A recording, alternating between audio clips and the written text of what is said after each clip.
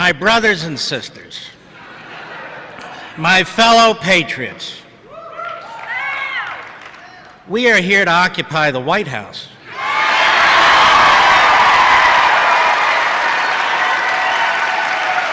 We are here to occupy the United States Senate. We are here to occupy the House of Representatives. And no band of miscreants and malcontents is going to stop us. I don't have a teleprompter. I don't have a chalkboard, but I do have a speech. And I want to thank Slade, our man from Florida, for that introduction. I want to thank Americans for Prosperity for helping to save this country. And that's you. And I want to thank the Tea Party activists with whom you work as well. I don't know where we'd be without you, but we'd be in even a worse place. I'm very proud to be a partner with AFB because Barack Obama hates you, which is why I love you. Now, ladies and gentlemen, the hour is late, the time is now, and the nation needs you like never before. What is happening to this wonderful country is a crying shame. So distant is America today from its founding principles that it's difficult to precisely describe what kind of country it is. And when I speak of country in this regard, I'm talking about the government. We can't really describe it as a constitutional republic anymore because the Constitution has been and continues to be easily altered by a judicial oligarchy that mostly enforces, if not expands, the statist agenda. It cannot really be called a representative republic because so many edicts are produced by a maze of administrative departments that are unknown to the public and detached from its sentiment. It cannot really be called a federal republic because the states that gave the central government life now live at its behest. So what is it? It is a post-constitutional government transitioning into an increasingly powerful utopian tyranny. We start from the premise that the Declaration of Independence asserts a truism, that we are endowed by our Creator with unalienable rights. The right to life, liberty, and the pursuit of happiness. In other words, individual sovereignty is our heritage as human beings and Americans. This is the legacy bestowed on successive generations by the Founding Fathers. This is the nature of man. This is who we are. The purpose of the Constitution was and is to establish a federal government to secure a society that protects the individual's unalienable rights, not devours them. Thus, the Constitution's division of power among three branches of the federal government, its enumeration of specific powers to each branch, the adoption of the Bill of Rights, and as if to put an exclamation mark behind the federal government's limits, the ratification of the 9th and 10th Amendments.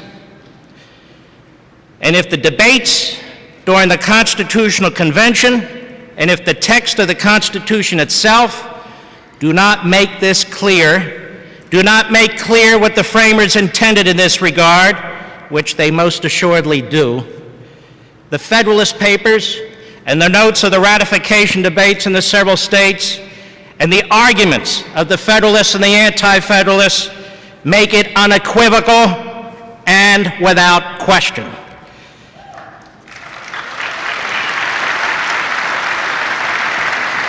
The problem is not the clarity of our history and our legacy. The problem is the ideology and lawlessness of our opponents. They are not bashful and nuanced anymore, are they? We know who they are, and we know what they want. Now, the first Fabian socialist president of this country was not Barack Obama, although he is one. It was Woodrow Wilson. Wilson had nothing but contempt for the Declaration and the Constitution. In 1905, 5 years before ascending to the presidency, Wilson wrote the following, quote, "No doubt a great deal of nonsense has been talked about the inalienable rights of the individual, and a great deal that was mere vague sentiment and pleasing speculation has been put forth as a fundamental principle." He said, "Government is a part of life, and with life it must change. Only this principle must remain unaltered, that there must be the freest right and opportunity for adjustment." He means government adjustment. "Political liberty consists," he said, "in the best practical adjustment between the power of the government and the privilege of the individual, and the freedom to alter the adjustment is as important as the adjustment itself for the ease and progress of affairs and contentment of the citizen," unquote. Now, he was the president of Princeton, so he says a lot of gobbledygook, so let me cut to the bottom line there. So for Wilson, individual liberty was a privilege, not an unalienable right. The Declaration and the Constitution, of no real consequence. Individual rights are malleable and adjusted as necessary by an all-powerful government. Therefore, the federal government must not be constrained by the Constitution's limits. It must be free to pursue utopian fantasies of the mastermind's desire. Franklin Roosevelt was of the same mindset. In 1926, he declared, "If we realize that the days in which we live present great problems wholly new, we may adopt one of two attitudes. Some among us would stop the clock, call a halt in all this change, and then in some well-thought-out way bring back an orderly, defined method of life. Old standards and customs," he said, "would revive to meet the new conditions. Classic dicta would again govern. The good old days restored." He's being sarcastic. He said the other method, of course, is active progress. Now, this is the ignorance of the conceit of the statist. He possesses a utopian notion of government that flies in the face of human experience and understanding. Progress is not measured by the increased centralization and consolidation of everyday decisions in the hands of a relative few who use the power of government, a massive bureaucracy, and the law to rule over the people and plunder the fruits of their labor. Progress is not measured by the freedom of the individual. I should say it is measured by the freedom of the individual, tens of millions of us, to make voluntary and independent decisions about our own pursuits, interests, and desires.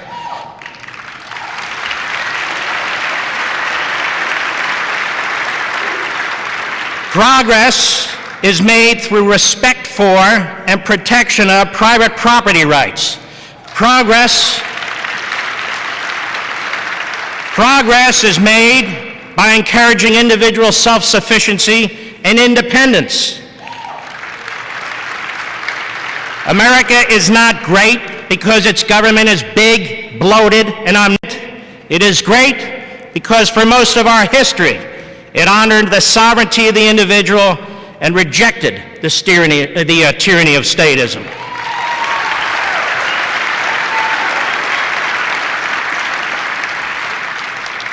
Wilson and Roosevelt understood that if America is to be altered, it must be unhinged from its founding. And their modern-day adherents know it too.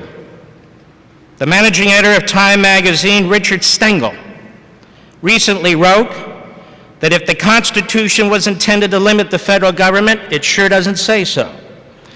He said the framers weren't afraid of a little messiness, which is another reason we shouldn't be so delicate about changing the Constitution or reinterpreting it, unquote. Washington Compost columnist Richard Cohen wrote that this fatuous infatuation with the Constitution particularly the 10th Amendment, is clearly the work of witches, Wiccans, and wackos, unquote. In fact, folks, so numerous now are the members of Congress who openly and proudly defy the Constitution, which they've taken an oath to uphold. I can't even track them all. Indeed, Barack Obama, as you well know, 5 days before his election to the presidency, famously asserted that he seeks no less than the fundamental transformation of our society. Let us be as clear as we possibly can. Fundamentally transforming America means the rejection of Americanism. It means bypassing Congress with executive fiats. It means the appointment of dozens of unaccountable czars. It means doing whatever you think you can get away with to institute your ideology. For the statist and his utopian agenda, it means the fundamental deconstruction of our republic and the relationship of the individual with government. It means altering the nature of man from a free, independent human being to a dependent, drone-like part of a mass, like the clowns on the street outside as I speak.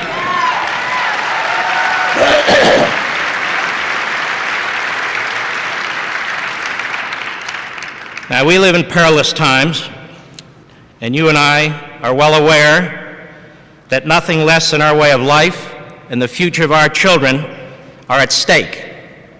And this transformation from liberty toward tyranny started out gradually, but is now in full sprint.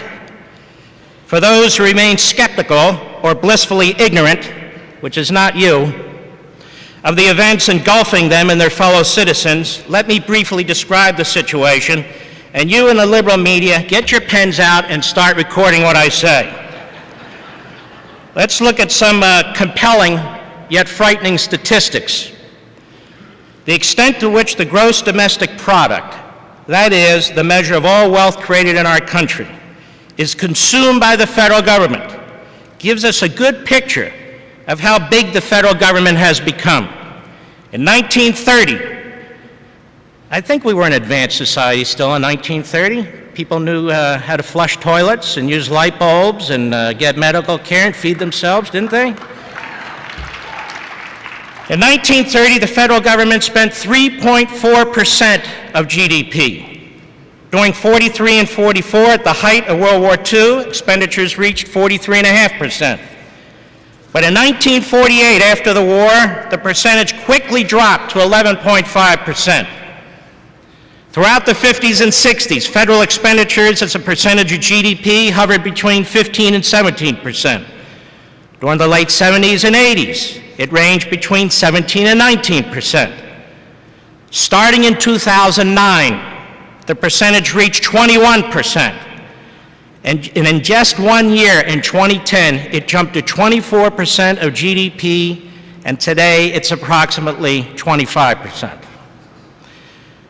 The federal government consumes or controls through direct taxation and spending 25 cents of every dollar created by the private sector, and I'm not even talking about the states and localities. All the vast majority of this massive increase is due to domestic programs and spending. But even this is not enough to satisfy the federal Leviathan. Let's look at the debt. At the end of 2008, the federal debt as a percentage of GDP was 40%. 2 years later,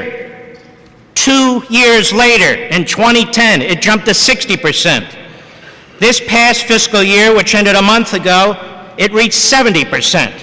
This year, the debt will be 100% of the gross domestic product. It will equal every penny created in the private sector.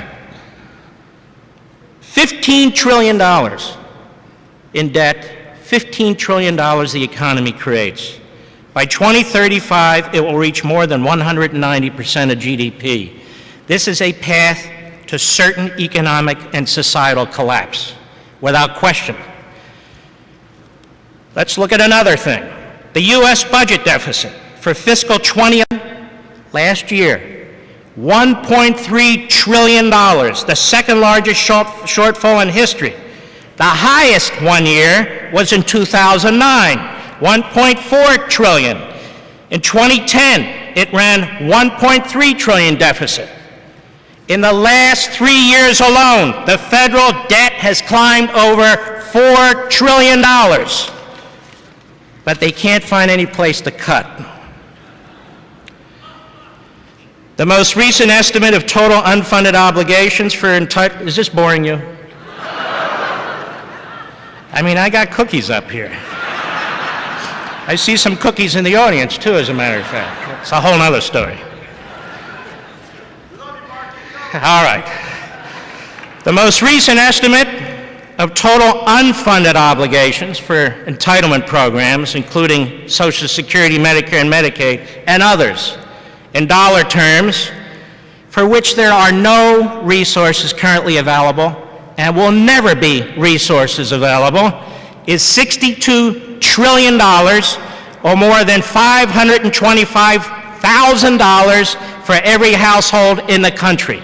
This is a prescription one day for violence in the streets, in my humble opinion. You think Greece is bad? Greece is a pimple on an elephant's you-know-what compared to the United States. With all due respect.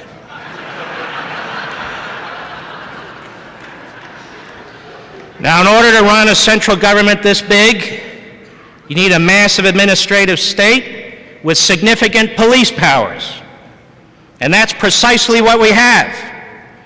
The federal government employs more than 2 million bureaucrats who populate an untold number of departments, agencies, bureaus, divisions, boards, whatever.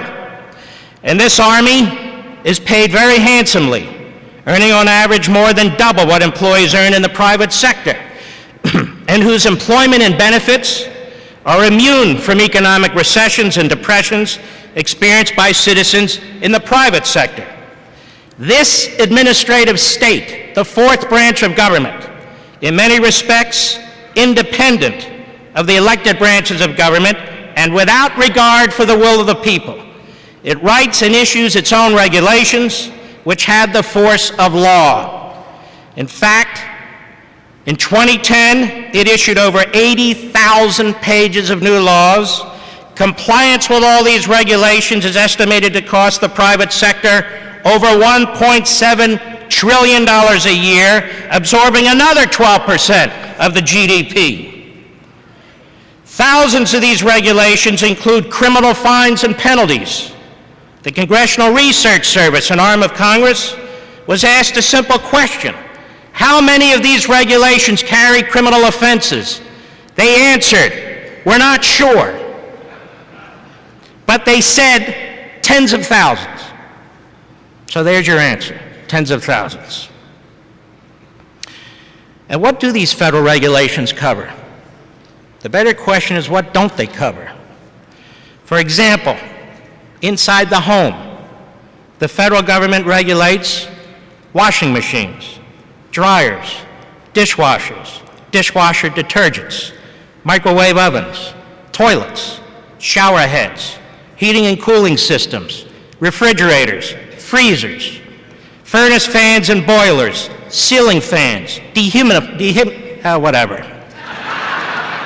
My mouth broke.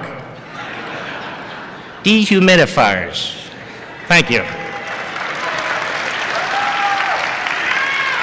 I hate those damn things. Light bulbs. What else does it regulate? Certain renovations, fitness equipment, clothing, baby cribs, pacifiers, rattles and toys, marbles, latex balloons, matchbooks, bunk beds, mattresses, mattress pads, televisions, radios, cell phones, iPads, other digital media devices.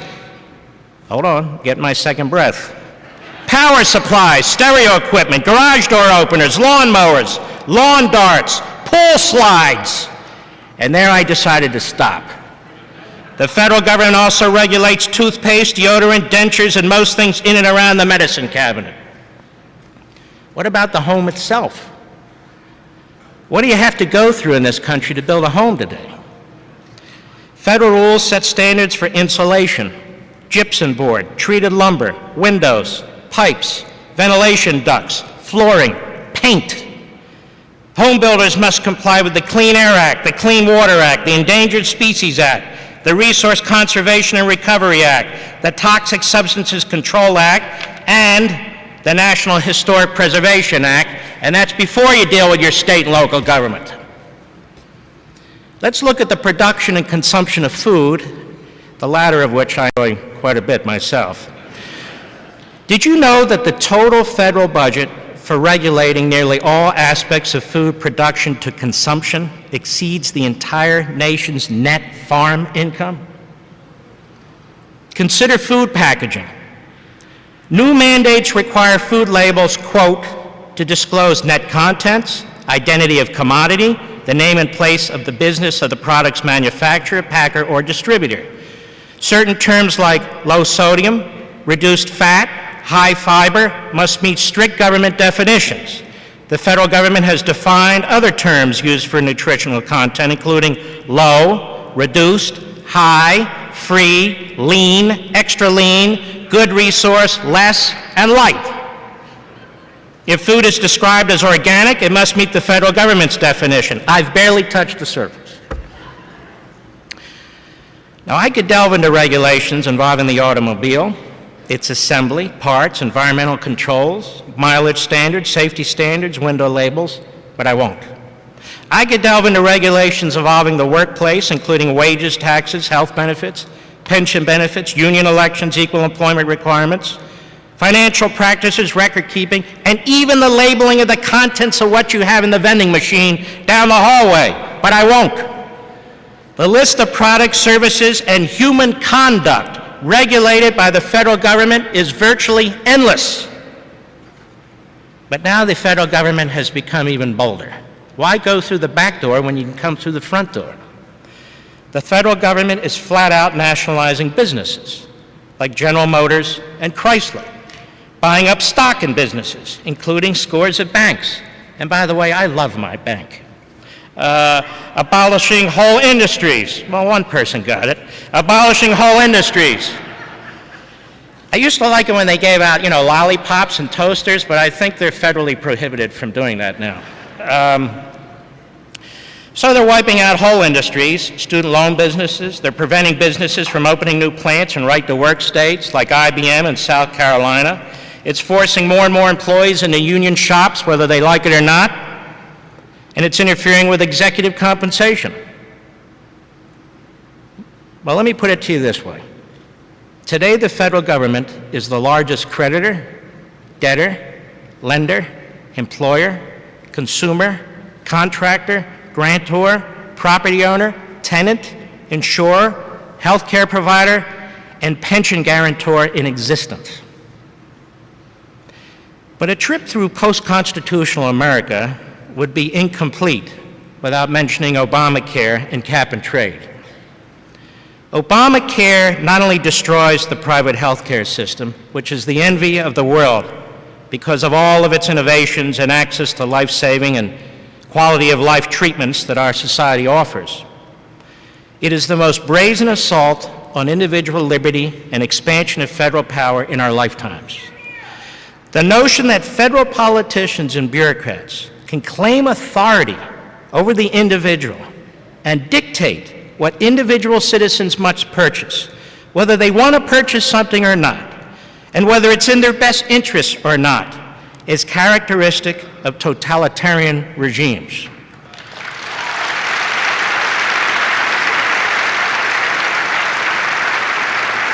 It is the power government uses to relentlessly and ceaselessly coerce, repress, and control the individual.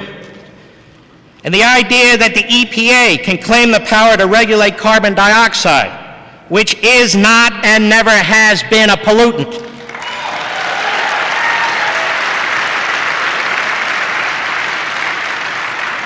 Which is what you exhale when you breathe, which is what plants need to create oxygen, which is necessary to sustain life on Earth, last time I checked.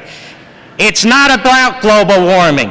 It is the means by which the federal government seeks to control private property rights in the name of health and the environment. And if you say you're doing something in the name of health and the environment, apparently in this country you can do any damn thing you want. And that's the point. If you can regulate carbon dioxide, then what is left of limited government? The federal government will use this power to develop and institute long-term industrial and agricultural policies, which you may have thought died with the implosion of the old Soviet Union. If we have to rely on federal policy to clothe and feed us, we will freeze and starve to death. How did we survive and thrive as a people before the onslaught of big government? How did we cope without all these laws and regulations, taxes, spending, and borrowing? How did we eat, clothe ourselves, shadow ourselves, educate ourselves, raise our children, start a business, find a job, secure medical care, prepare for retirement, drink clean water, breathe clean air, choose the right light bulbs, flush the damn toilet? How did we do it without the federal government's help?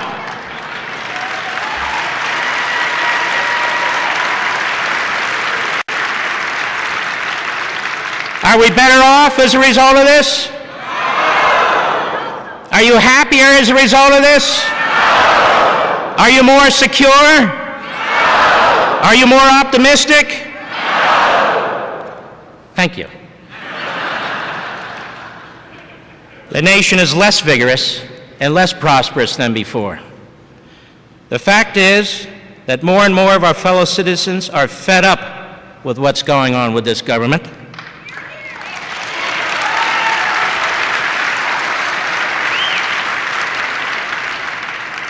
Our ranks are growing, our message is getting out, and we have a plan. You know what that plan is? It's called the Constitution of the United States.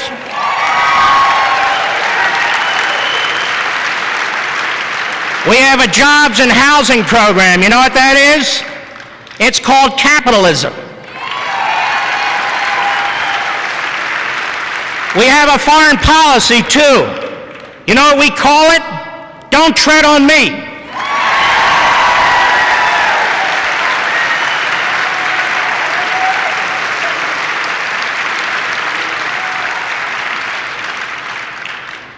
No amount of class warfare, Marxist propaganda, phony jobs bills, unconstitutional executive orders, and liberal media smear jobs of our candidates will dispirit us or divert us.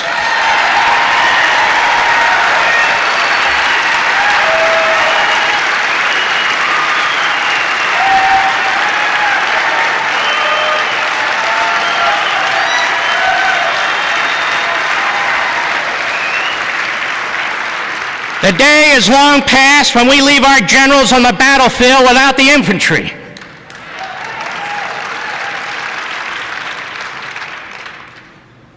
Now, we're here to draw a line in the stand. And we're here to take a stand. And our message is clear. Take your hands off our wallets, get out of our homes and automobiles, leave our farms and businesses alone. We will choose our doctors, we'll eat whatever the hell we want, and stop teaching our children trash.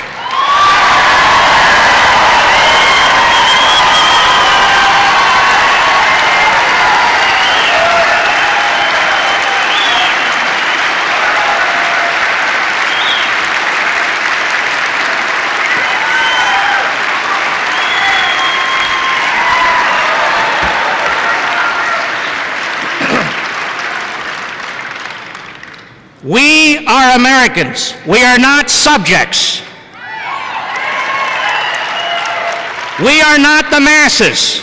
We are still a strong, self-sufficient, independent people. We neither want nor need temporary politicians telling us how to live, where to live, and even whether we'll live under Obamacare.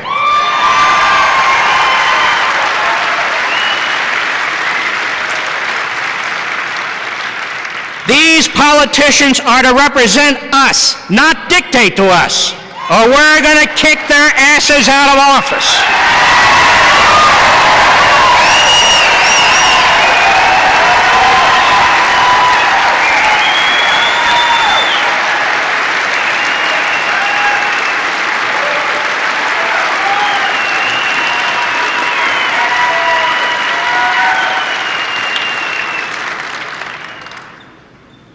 We own this government, every damn part of it. They don't own it. They need to be controlled, not us. Our designs are nothing short of taking this nation back, reestablishing constitutional government, liberating our economy, and defending individual sovereignty. And if you stand in our way, we have every intention of defeating you.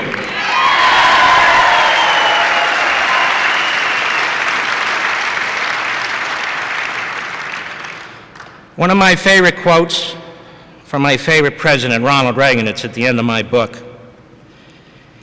He said, "Freedom is never more than one generation away from extinction. We didn't pass it to our children in the bloodstream.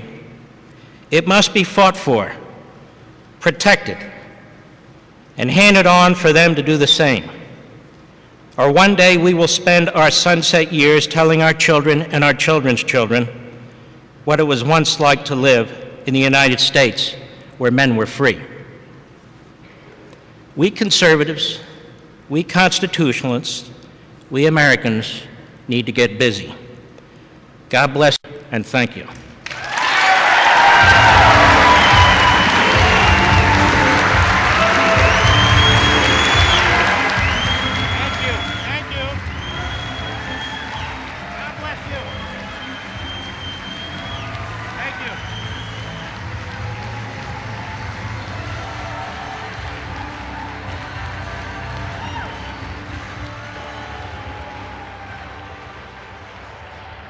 Ladies and gentlemen, please stay in your seats. Our awards program will continue in just 2 minutes. Welcome the President of Americans for Prosperity Foundation, ladies and gentlemen, Tim Phillips. Honored to award Mark Levin with our 5th Washington Award. Mark.